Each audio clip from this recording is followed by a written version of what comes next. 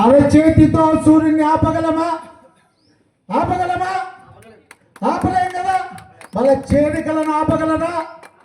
Bharatiya Janata party Dharmaram యొక్క శాసనసభ నియోజకవర్గంలో వైఎస్ఆర్ కాంగ్రెస్ పార్టీలో నిజాయితీగా ఉన్నటువంటి వ్యక్తులను ధర్మారం శాసనసభ నియోజకవర్గ అభివృద్ధి జరగాలని కోరుకునే ప్రతి వ్యక్తిని, ప్రతి నాయకుడిని భారతీయ జనతా పార్టీలో చేర్చుకొని తీరుతాం.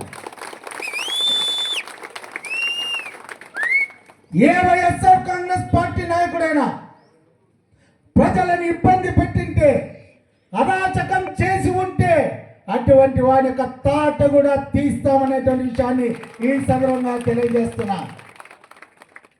ఇవాళ 6 నెలలైంది భారతీయ జనతా పార్టీ, జనసేన, తెలుగుదేశం పార్టీ ఆంధ్రప్రదేశ్లో అధికారంలోకి వచ్చి ఈ 6 నెలల కాలంలో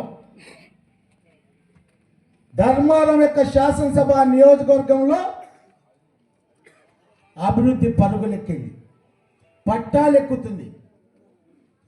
5 సంవత్సరాలుగా ఈ యొక్క నియోజకవర్గంలో ఎక్కడ చూసినా కబ్జాలు, ఎక్కడ చూసినా దౌర్జన్యాలు, ఎక్కడ దండుకోవాలో అక్కడ దండుకొని ఇక్కడ ప్రజా జీవనాన్ని స్తంభింపజేసి ప్రజలు ఒక రకమైనటువంటి ఒక భయానక వాతావరణాన్ని గత 5 సంవత్సరాలుగా సృష్టించడం జరిగింది.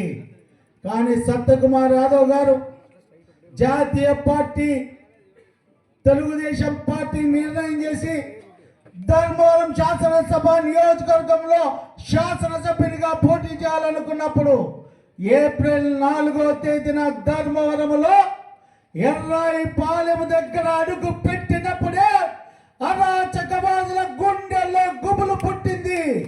ఆ రోజు ఏదైతే ఏప్రిల్ 4వ తేదీ ఉందో ఆ రోజే అవినీతి పరులేక పరుగు ప్రారంభమైందనేటువంటి విషయాన్ని నేను ఈ సందర్భంగా తెలియజేస్తున్నా.